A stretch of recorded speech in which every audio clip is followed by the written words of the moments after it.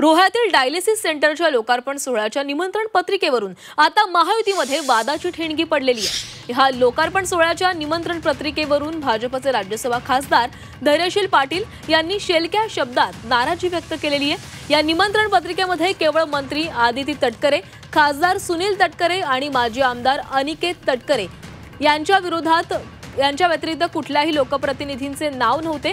गेली अनेक वर्षे केवळ आपणच असा प्रघात जो रोहा तालुक्यामध्ये सुरू आहे त्यात कुठेतरी बदल व्हायला हवा अशी अपेक्षा खासदार धैर्यशील पाटील यांनी व्यक्त केलेली आहे। समाज माध्यमांवर पोस्ट करत त्यांनी आपली नाराजी व्यक्त केली आहे। या नाराजीनंतर तातडीने नवीन पत्रिका काढण्यात आली आहे।